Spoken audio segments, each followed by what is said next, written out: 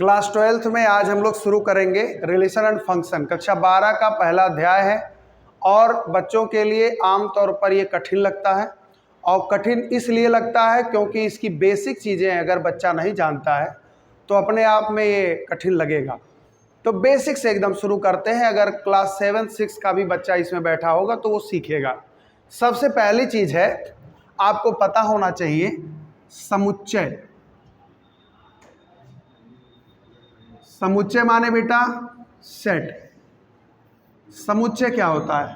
तो वस्तुओं का, ध्यान से समझना, वस्तु, संख्या, अक्षर आदि। वस्तु में भी बेटा आप जानते हैं वस्तु में कितने प्रकार की होती हैं? 2 प्रकार की। एक होती है सजीव वस्तुएं और एक होती हैं,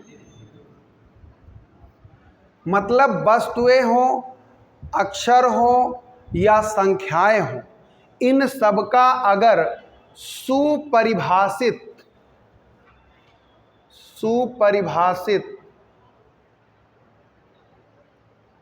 अगर कहीं पे समूह हो तो उसे हम समुच्चय कहेंगे। सुपरिभाषित जो समूह होगा उसी को हम क्या कहेंगे? समुच्चय कहेंगे। लेकिन किसका? सजीव वस्तुएं हो, निर्जीव वस्तुएं हो, अंक हो, शब्द हो, संख्याएं हो, इन सब का अगर सुपरिभाषित समूह होगा तो उसी को हम क्या कहेंगे? समुच्चय कहेंगे। समुच्चय को निरूपित करना 11th में आप सीख चुके हो। एक होता है विधि निर्माण या समुच्चय निर्माण विधि, जिसमें यक्स सच दैट यक्स करके, और एक आप देखते होंगे रोस्टर विधि या तालिका विधि।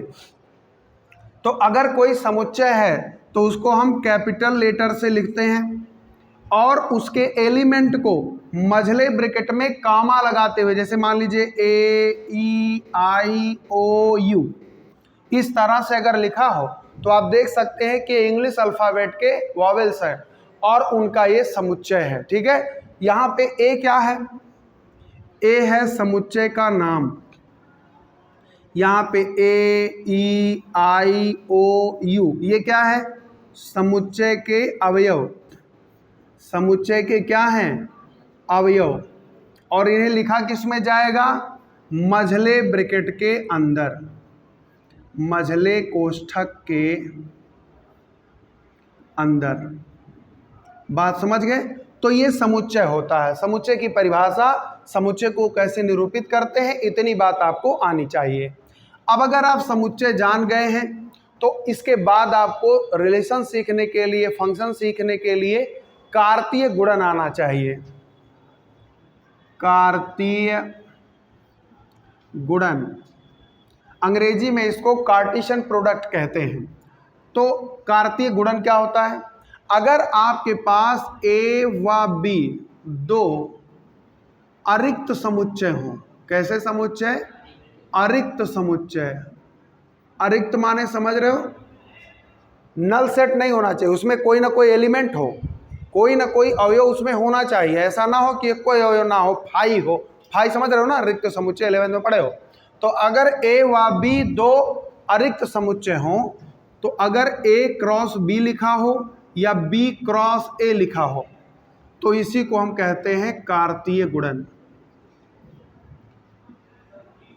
कार्तीय क्या है? गुणन। A क्रॉस B लिखा हो चाहे B क्रॉस A लिखा हो तो कार्तीय गुणन होगा। अब इसमें होता क्या है जरा ध्यान दें। अगर A क्रॉस B है तो यहाँ आएगा x, y, मतलब ढेर सारे x, y आएंगे।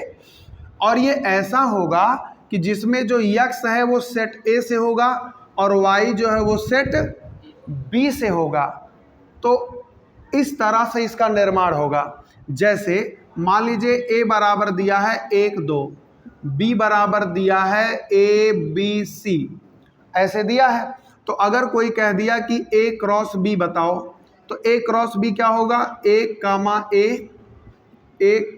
B, A, C, फिर 2, A, 2, B, 2, C। इस तरह से A क्रॉस B होगा। इसकी खासियत देखो, पहले स्थान पर जितना है वो x है और दूसरे स्थान पर जो है वो क्या है? y है। अब यहाँ देखो x जो होगा वो पहले समुच्चय से होगा, इसका मतलब पहले स्थान पर जितने भी समुच्चय आएंगे वो समुच्चय ए से रहेंगे, पहले वाले समुच्चय से। तो यहाँ आप देख सकते हो एक आया और दो आया है, और एक और दो समुच्चय ए से है, और जो बाद में आएगा वो समुच्चय बी से रहेगा। तो यहाँ देखो ए है, बी है, सी है, ए है, बी है, सी है, तो इसको हम लोग देखिए समुच्चय बी से उठाए हैं।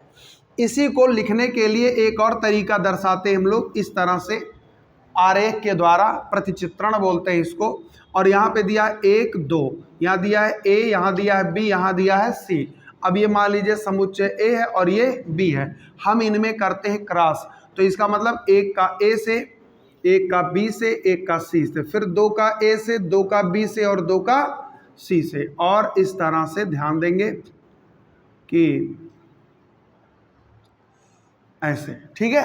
तो इस तरह से इन्हीं को लेकर के हम कार्तीय गुणन बना लेते हैं। किसी ने कहा नहीं हमको बी क्रॉस ए चाहिए, तो बी क्रॉस ए में क्या होगा, यहाँ पे आएगा x कामा वाई, लेकिन खासियत क्या होगा कि x जो होगा वो b से होगा और y जो होगा वो a से होगा। बात समझिएगा, मतलब पहले समुच्चय वाला x जो है वो b से लिया जाएगा पहले से, और y जो है वो दूसरे समुच्चय से लिया जाएगा।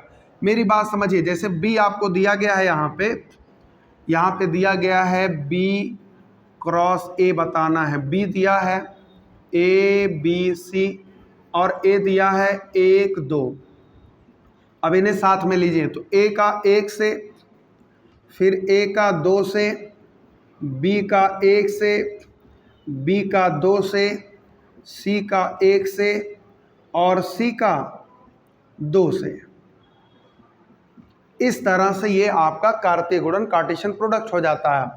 और इसी को अगर हमें इस तरह बनाना हो तो हम ऐसे यहाँ पे लिखेंगे b, यहाँ पे लिखेंगे a, और ये है इनका cross a b c 1 2, a का 1 से, a का 2 से, b का 1 से, b का 2 से, c का 1 से, c का। इतनी बात समझ में आ गई? बोलिए। तो इतना बेस आपको पता होना चाहिए, समुच्चय क्या है और कार्तीय गुणन क्या है। अब बात आती है कि हमारा संबंध क्या होता है।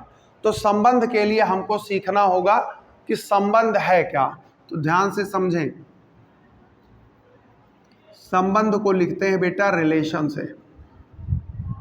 रिलेशन, संबंध क्या होता है? संबंध की खासियत क्या होती है कि कोई भी रिलेशन आर से लिखा जाएगा, क्योंकि रिलेशन का पहला जो अक्षर है वो आर है, और ये क्या होता है, सबसेट होता है। सबसेट इक्वल भी हो सकता है और सबसेट भी हो सकता है, और ये होता है ए क्रॉस बी के। ये कब होगा? जब रिलेशन हमारा समुच्चय ए से समुच्चय बी में बनेगा।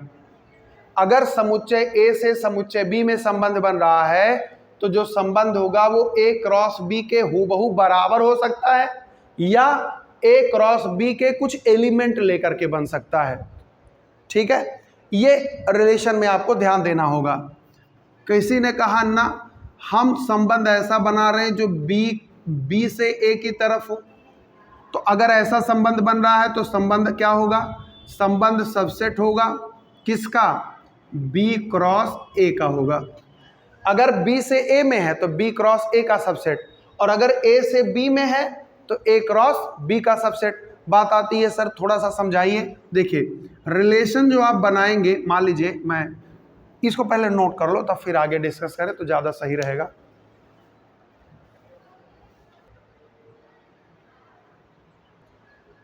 अब बात आती है कि संबंध को थोड़ा सा और स्पष्ट कर दीजिए।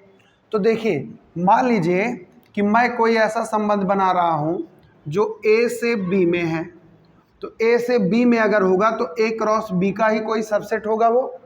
इसका मतलब ये है कि अगर कोई संबंध, ध्यान से समझना, अगर कोई संबंध है आर ए टू बी, तो खासियत आर की क्या होगी कि वो ए क्रॉस बी से ही लेकर के बनेगा, या उसके ठीक बराबर भी हो सकता है। जैसे मान लीजिए एक रिलेशन हम बना सकते हैं R1।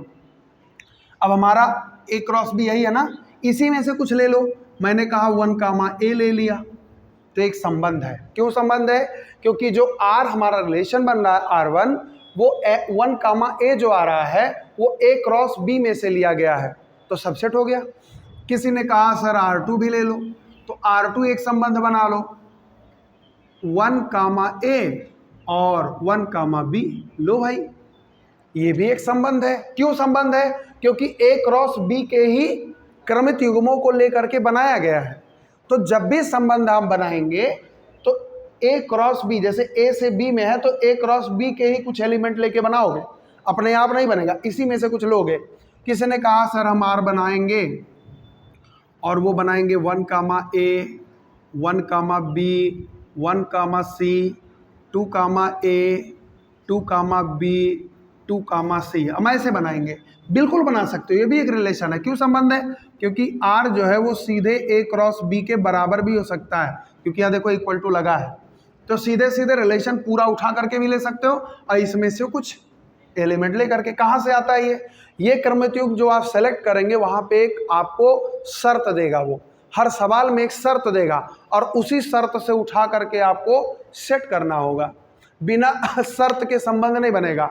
तो संबंध जब भी आप लिखोगे तो संबंध में आप देखोगे ऐसे रहेगा, R बराबर ऐसे लिखेगा RA to B, और फिर लिखेगा R कैसा है, तो यहाँ लिखेगा X, Y सच दैट, और यहाँ पे देगा बेटा शर्त, यहाँ पे क्या देगा? शर्त, और उसके बाद में यहाँ देगा फॉर ऑल। इसको क्या बोलते हैं? For all. फॉर ऑल में क्या देगा? X, मान लीजिए X जो है वो A से लिया गया है, Y जो है वो B से लिया गया है, ऐसा कुछ देगा। लेकिन सच दैट के बगल में क्या लिखा रहेगा? शर्त लिखा रहेगा। उसी शर्त से आप कर पाएंगे। जैसे एग्जाम्पल के लिए मैंने कहा एक R A है, 1, 2, 3, एक B है 4, 6, 9, 10, ऐसा कुछ दे दिया, और उसने कहा कि एक रिलेशन आप बना दो जो A से B में हो, जबकि शर्त ये है कि शर्त में X, Y हो सच दैट क्या सच दैट कि Y जो होगा वो X का डबल होगा। For all X element of A, Y element of B। जितने भी रिलेशन देखोगे बेटा इसी तरह का कुछ लैंग्वेज होगा। वो देगा y is equal to 2x, या क्या दे देगा? y minus 2x equal to 0। ठीक है, कुछ शर्त देगा, इसके जस्ट बगल में शर्त देगा, और यहाँ देगा फॉर ऑल, और फिर परिभाषित करेगा कि x किस समुच्चय से लिया गया और y किस समुच्चय से लिया गया। तो अब इसको अगर मान लीजिए बनाना है तो मैं यहीं पे बना दे रहा हूँ छोटा सा। मान लीजिए ये A है, ये B है, यहाँ दिया है 1, 2, 3, यहाँ दिया है 4, 6, 9, 10। अब है क्या कि y ध्यान से देखेंगे, ये वाला क्या है? y, ये वाला क्या है? x। अब कह रहा है y बराबर 2x, इसका मतलब कि जो भी इधर सेलेक्ट करेंगे वो इसका डबल होना चाहिए।